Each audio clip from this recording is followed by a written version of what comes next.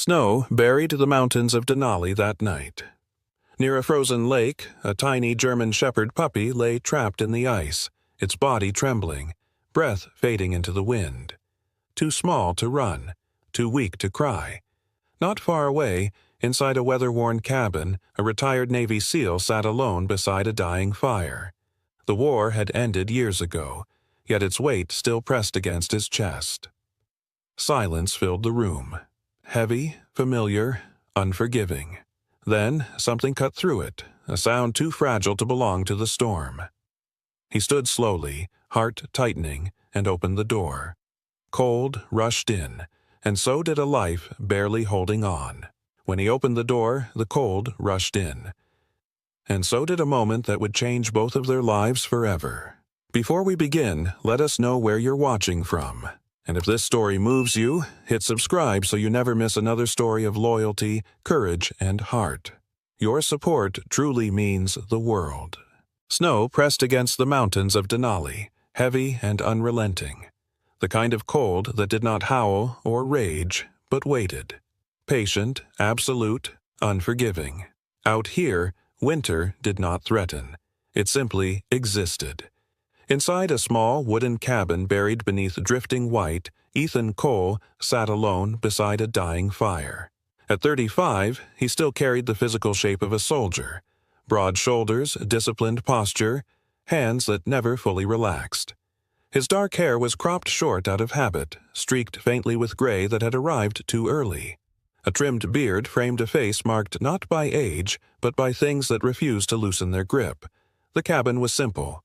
One room, a cot, a table scarred by years of use, a radio that crackled more than it spoke, a generator that groaned when pushed too far.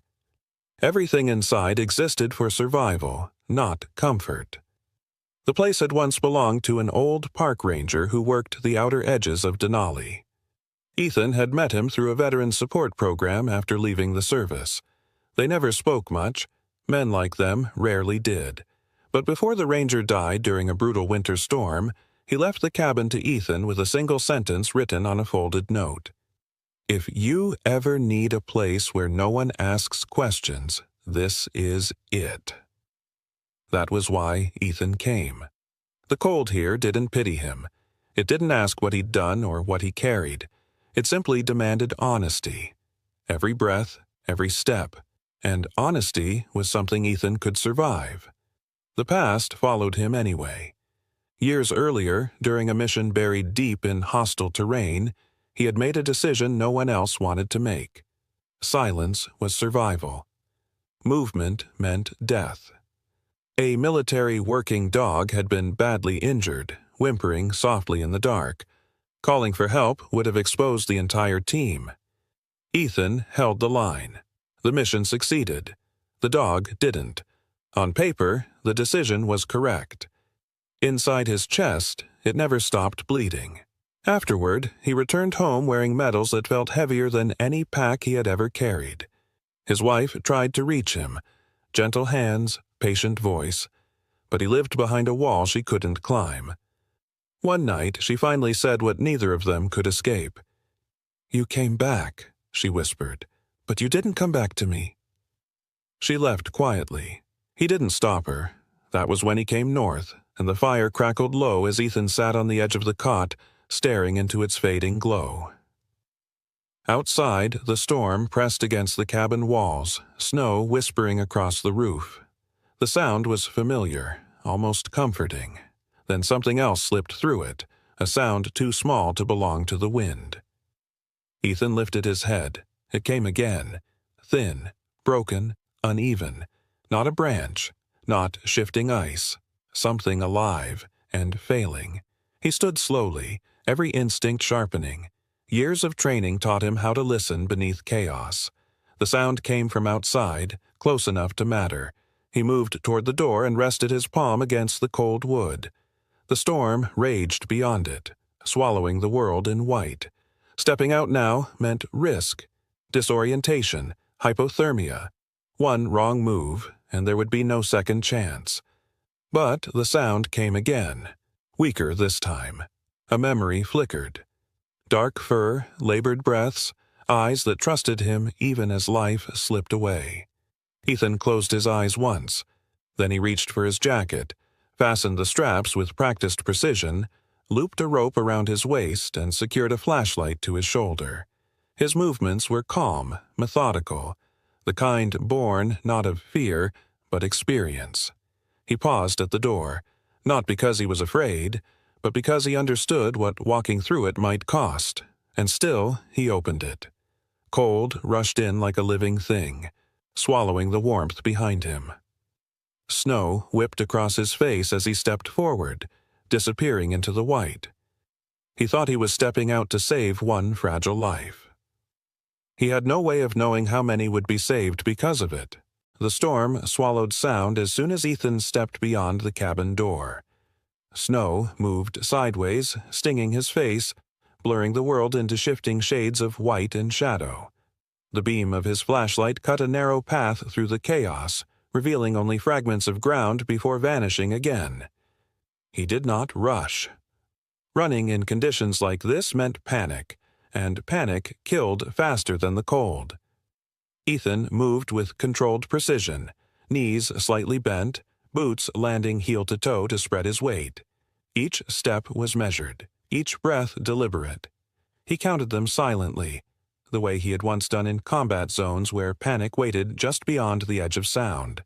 The wind carried something faint again, not loud, not sharp, a broken rhythm, breath struggling to exist. He adjusted his direction by instinct, angling slightly downslope toward where the terrain dipped. The frozen lake came into view, its surface half buried beneath snowdrifts. Ice groaned beneath the wind, thin and deceptive. Near the edge, something moved. Ethan slowed, lowering his center of gravity. A small shape lay half-submerged in snow and slush, trembling so violently it barely looked alive. A puppy, German shepherd, no more than 6 weeks old. Its fur was matted with ice, dark sable dulled by frost. One ear lay flat, the other twitched weakly. Its chest rose unevenly, shallow breaths fogging the air for only a second before disappearing. The hind legs were stiff, not broken frozen. Ethan crouched, careful not to shift the ice beneath him. One wrong movement and the surface could fracture, dropping both of them into water that would kill within minutes. He exhaled slowly, anchoring his weight. This wasn't a rescue fueled by instinct, it was geometry. Pressure. Balance. He removed his outer glove and touched the ice. Too thin. The puppy whimpered once, a sound so small it barely existed. 2 choices formed clearly in his mind. He could turn back. Return to the cabin, survive the night, and let nature take its course. Or he could step closer, knowing the ice might not forgive him. A memory rose uninvited. A dim corridor, red lights, a dog lying still as orders crackled through his earpiece. He had obeyed then. He had lived with that choice ever since. Not this time. Ethan anchored a rope around his waist and secured the other end to a jagged rock protruding from the snowbank. He moved lower, distributing his weight, using the flashlight to map fractures beneath the ice. Each motion was slow, deliberate, survival training carved into muscle memory. When he reached the puppy, he slid one arm beneath its chest, careful not to jolt its spine. The animal barely reacted. Its body was cold enough to frighten him. He pulled it free in one controlled motion and drew it against his chest, wrapping his jacket around the small form. The puppy shuddered once, then pressed weakly into the warmth. Ethan exhaled through clenched teeth. "Easy," he murmured, his voice nearly lost to the wind. He turned back toward the cabin, following the path he had memorized earlier. The storm fought him every step. Snow filled his boots. Ice burned his lungs. He adjusted his grip again and again, shielding the puppy's head, tucking it beneath his chin to preserve heat. His arms began to ache. Then shake. Still, he did not stop. The cabin emerged slowly through the white, a darker shape against the storm. When he reached it, his hands fumbled at the latch, numb and clumsy. The door gave way, and he nearly collapsed inside. The warmth hit him like a wave. Ethan kicked the door shut and slid down against it, breath ragged. The puppy trembled in his arms, but it was breathing, shallow, fragile, alive. He peeled off his outer layer and wrapped the animal against his chest, skin to fur, transferring what heat he could. He adjusted the fire, careful not to overwhelm it, and settled onto the floor beside the hearth. For several long moments, neither of them moved. Outside, the storm raged on. Inside, two lives clung to the thin line between warmth and loss. The Ethan rested his forehead lightly against the puppy's small head, feeling the faint rhythm of its breath. He didn't speak. There was nothing to say.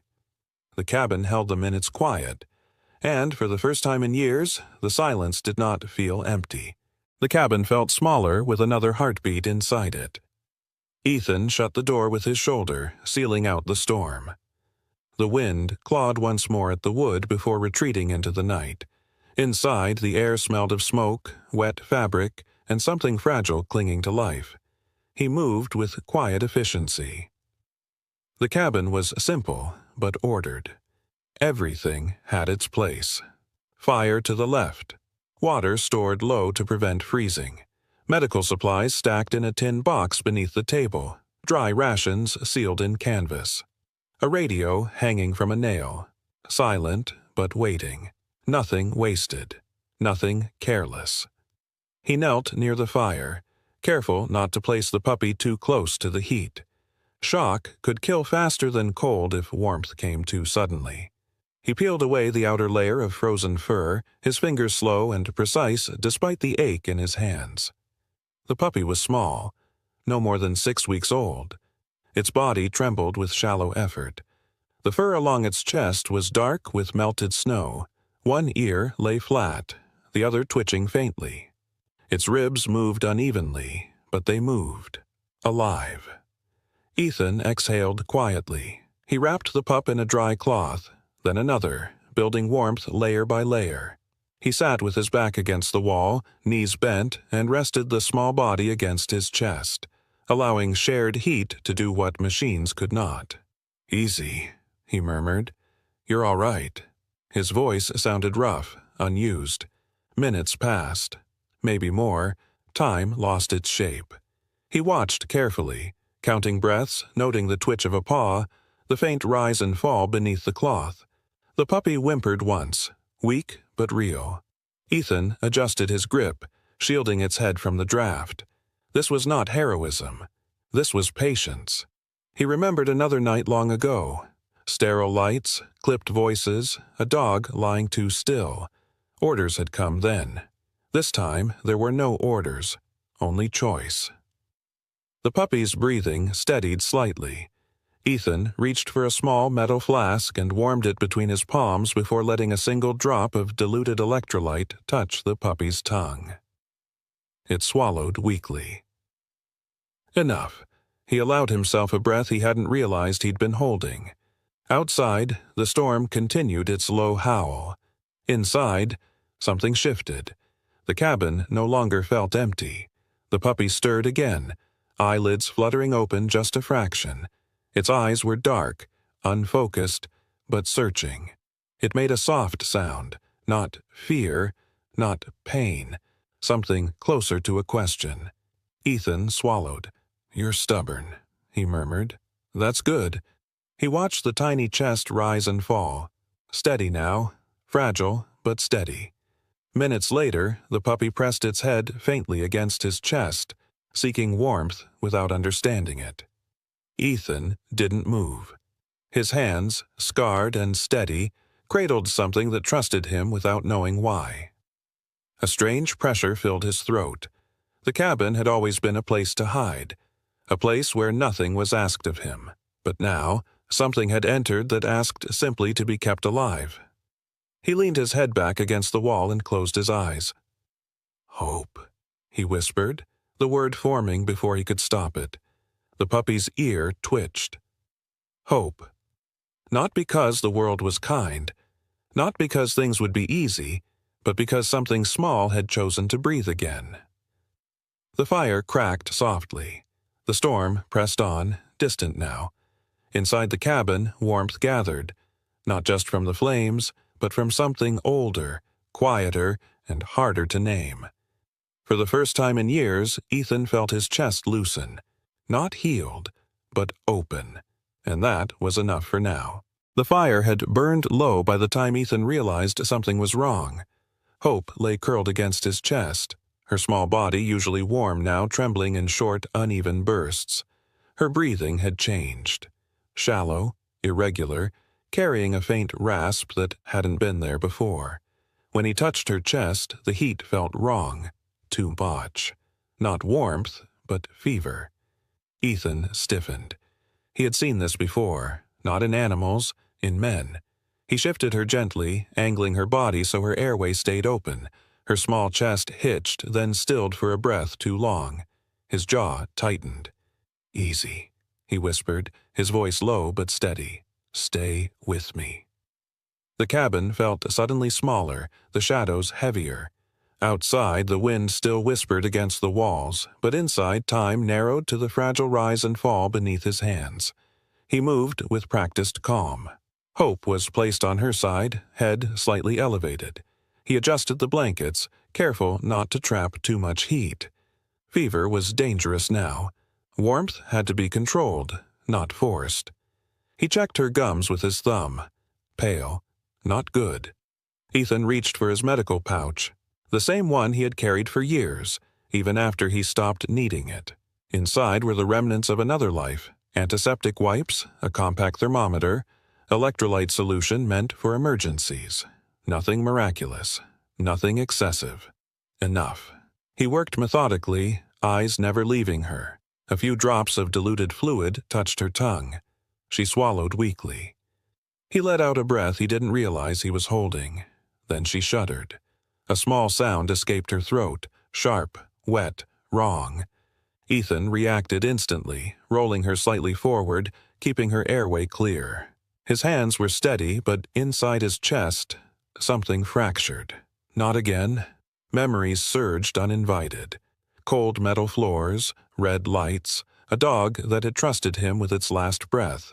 The sound of that breathing still lived somewhere behind his ribs. "Not this time," he whispered, more to himself than to her. He stayed there, kneeling, counting breaths, grounding himself the way he once had in places where panic meant death. His voice became a quiet anchor, low and constant, words barely forming sentences. "You're not alone. I'm here. Just breathe." Minutes stretched thin. His legs burned, his back ached. He didn't move. Hope's breathing steadied, then faltered again, then slowly, stubbornly found a rhythm. She survived the night not with strength, but with will. When her body finally relaxed, her small frame settling into sleep, Ethan leaned back against the wall. Exhaustion hit him all at once. His hands trembled now that the danger had passed. He let his head rest against the wood and closed his eyes. The silence that followed was different. Not empty. Listening. Hope stirred, nose brushing his wrist. A soft sound escaped her, something between a sigh and a question.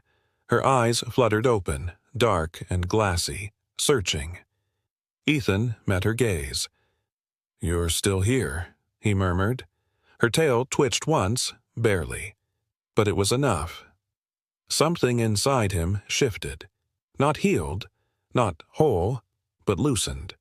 He found himself speaking to her, quietly, without thinking. Simple words, fragments, the kind he hadn't spoken to another living being in years. "You're safe now. I've got you." The words felt unfamiliar, but not wrong. Hope responded to his voice, lifting her head slightly, pressing closer. The contact was clumsy, instinctive, honest. She didn't know his past. She didn't care what he'd failed to save before. She only knew he was here. Outside, the storm began to soften. The wind still moved, but without its earlier fury. Snow settled gently against the cabin walls, no longer attacking them. Ethan watched the fire crackle low and steady. For the first time since arriving in this place, he felt something shift inside his chest. Not relief, not peace, but the quiet possibility of connection. Later, as exhaustion finally pulled at his limbs, he rested his hand beside Hope. She slept deeply now, her breathing even, her small body rising and falling against the warmth they shared. He did not sleep. He listened, to the fire, to the wind, to the fragile rhythm of another life choosing to stay. And somewhere beneath the weight of memory, something inside him began, slowly, to mend. Dawn arrived quietly, almost apologetically. The storm had burned itself out during the night, leaving the world wrapped in a pale stillness. Snow clung to the trees like ash after a fire, and the sky hung low and colorless, as if unsure whether it should wake at all. Inside the cabin, Ethan stirred before the light reached the windows. His body ached in places he hadn't felt in years, but the pain felt distant, dulled by exhaustion and something softer beneath it. Hope lay beside him, curled close to his chest. Her breathing was steadier now, slow, warm, real. When she shifted, he felt it instantly. Her ears lifted first, sharp, alert. Then her head followed, turning toward the door. She made a low sound in her throat, not a whimper, not a bark. Something cautious, listening. Ethan sat up. "What is it?" he murmured. Hope stood unsteadily, paws sliding slightly on the wooden floor. She took 2 hesitant steps toward the door, then stopped. Her ears flattened, then lifted again. She sniffed the air and froze, tail stiff, body taut. This wasn't fear, this was recognition. Ethan rose slowly, joints stiff, and followed her gaze. Outside, the world was still. No wind, no falling snow, just silence so deep it pressed against the ears. Then he heard it, a low sound, distant but layered. Not one voice, many. Not chaos, but rhythm. A pack. His pulse quickened, but he didn't reach for anything. He watched instead. From the edge of the tree line, shapes began to emerge, one by one. Dark coats against white ground, broad shoulders, confident strides. German shepherds, grown, strong, alert. Nearly 20 of them, moving together with deliberate spacing, not rushing, not scattered. They stopped several yards from the cabin. None charged, none growled. They simply stood. Hope let out a small cry and bolted forward, her legs clumsy but determined. Ethan's breath caught in his throat, but he did not stop her. From the line, one dog stepped forward. A female, larger than the rest, her coat thick and sable-toned, scarred slightly along the muzzle. Her eyes were sharp, intelligent, steady. A leader. Hope reached her, pressing close, whining softly. The larger dog lowered her head, sniffed, then licked the pup's face with slow certainty. The pup leaned into her, tail trembling. The moment broke something open inside Ethan. These weren't strays. They were family. The pack shifted, their posture easing. Some sat. Others lay down. A few remained standing, watchful but calm. Ethan stepped forward slowly, hands open, palms visible. He didn't speak at first, didn't command. "Easy," he said quietly. The nearest dogs flicked their ears but didn't move. "Stay." They held. A breath escaped him. He knelt and placed a small portion of dried food on the snow between them, then stepped back. No sudden movements, no challenge, just offering. One by one, the dogs approached. Cautious but controlled. They ate without aggression, taking turns, glancing at him often, not with fear, but with assessment. One of them, older than the rest, moved closer. His fur was peppered with gray, his body lean but powerful. His eyes were tired in a way Ethan recognized too well. Around his neck hung a worn, dark blue collar, the fabric frayed by time. A metal tag clinked softly as he moved. Ethan crouched and brushed snow from it. The engraving was faint, nearly erased by years of wear. Property. Working dog unit. Ethan swallowed. "So that's who you are," he whispered. The dog didn't react, just watched him, steady and calm. Ethan tried again, voice low, even. Easy. The dog sat. A small miracle. Stay. The pack stilled. Not obedience, recognition. These dogs had been trained once, not pets, not wild, something in between, abandoned by systems, not by instinct.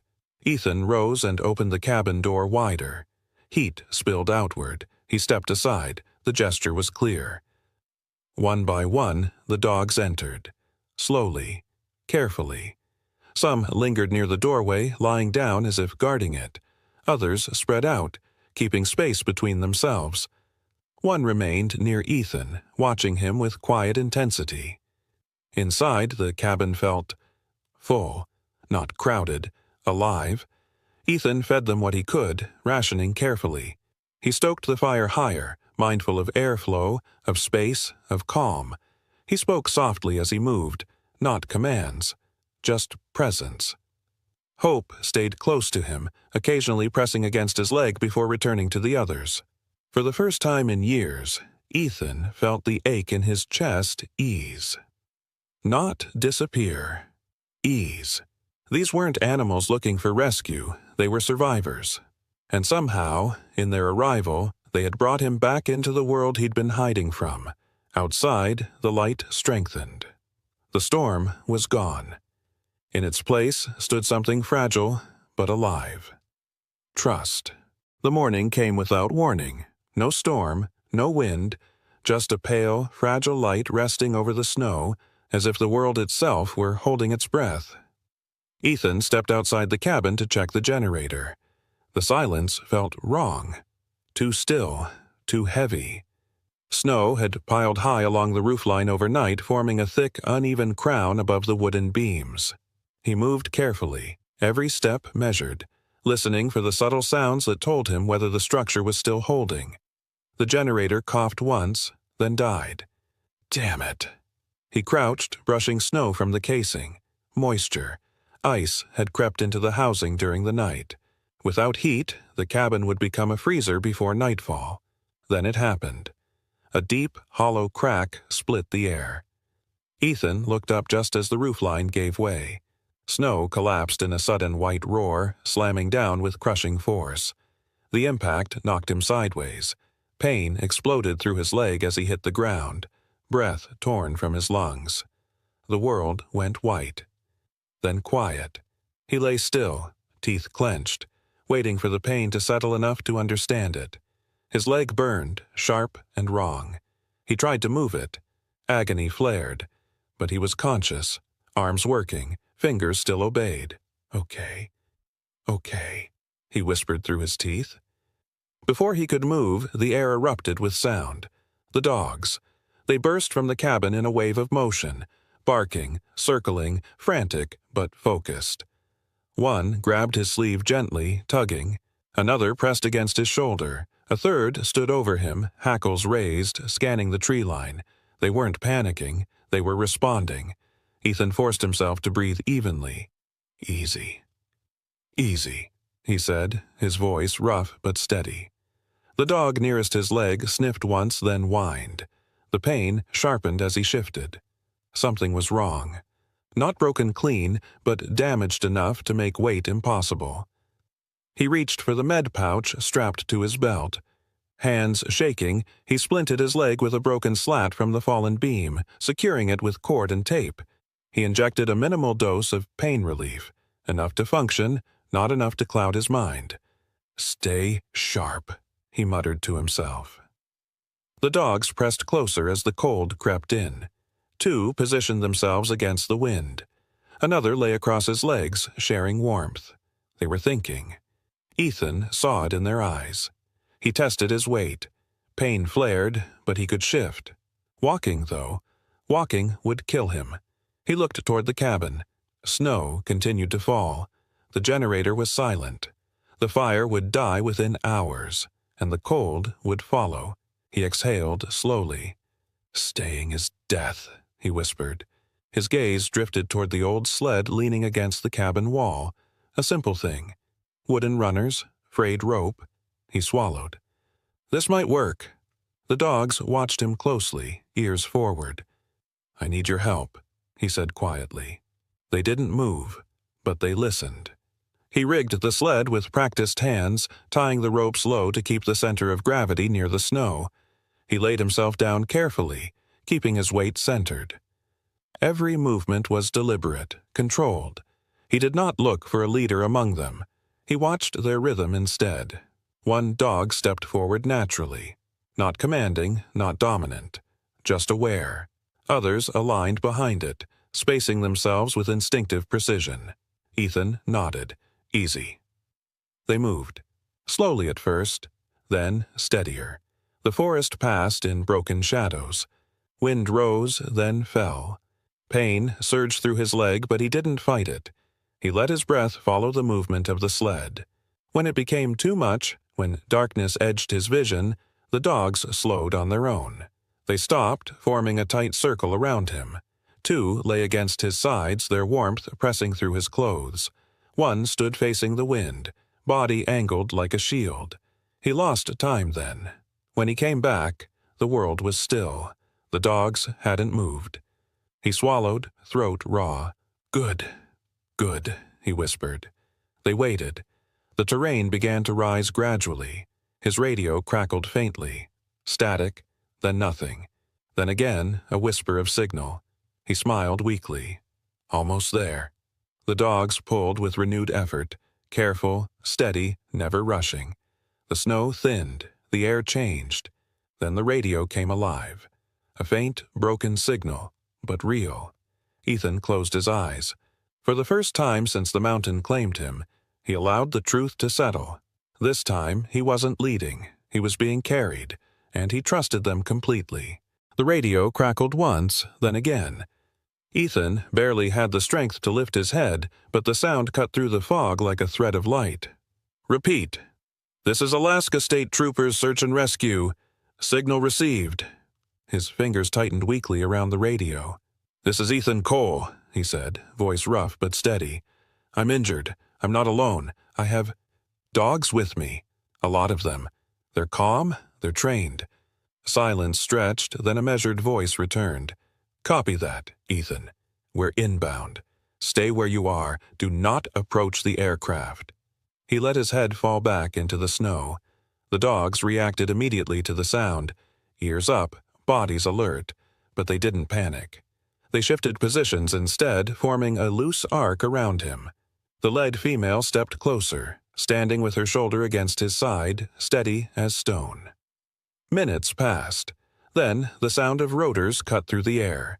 The helicopter appeared through the thinning clouds, its shadow sliding across the snow like a living thing.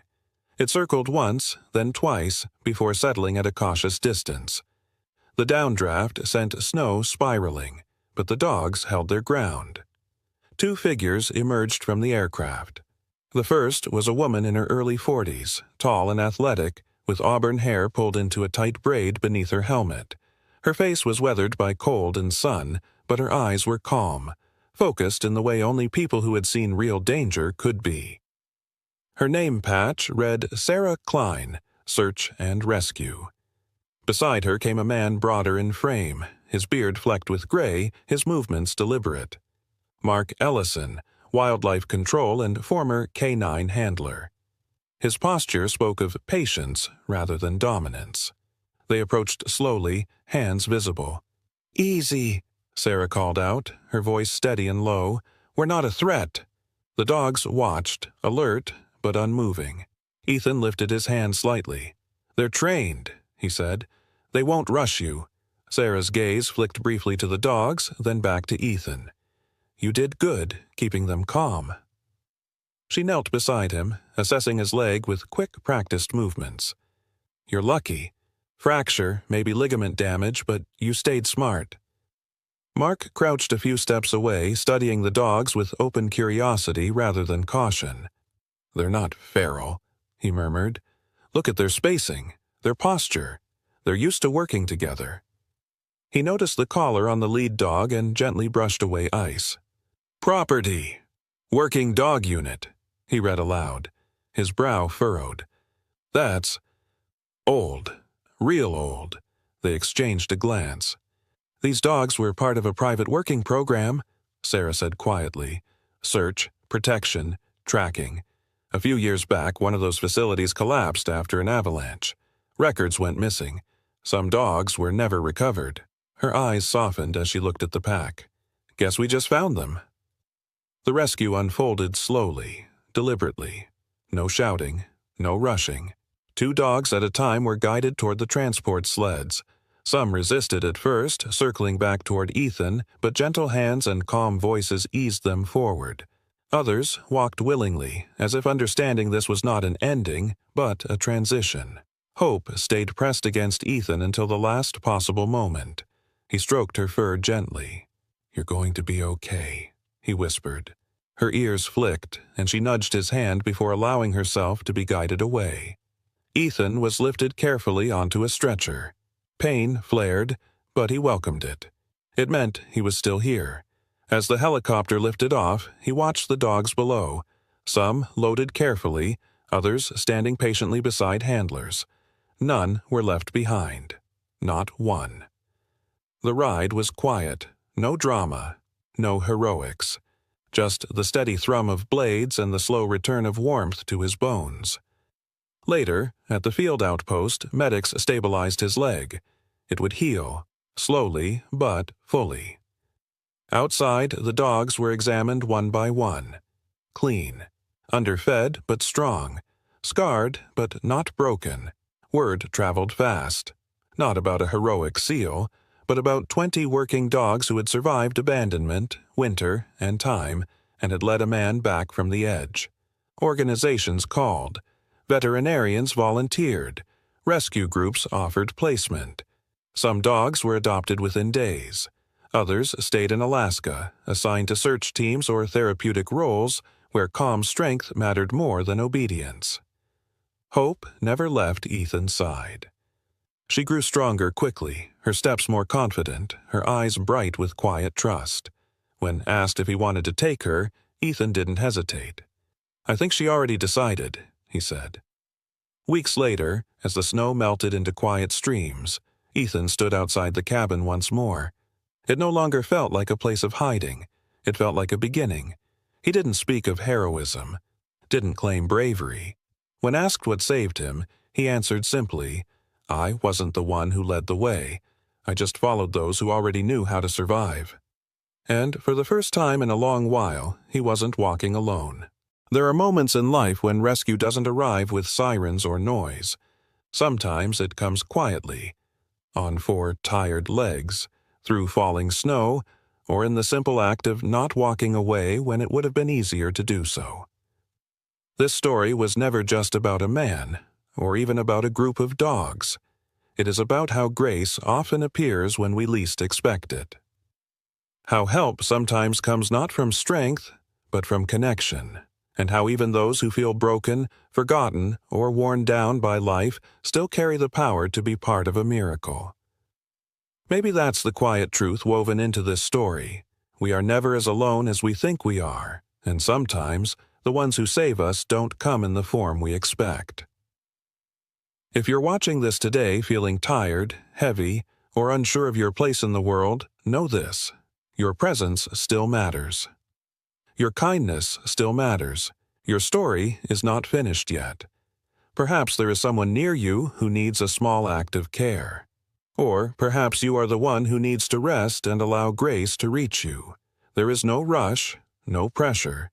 Just the gentle reminder that healing often begins with one quiet step forward. If this story touched your heart, consider sharing it with someone who might need a little hope today. If you'd like to stay with us for more stories of resilience, compassion, and second chances, you're always welcome here. And wherever you are tonight, may God watch over you, protect those you love, and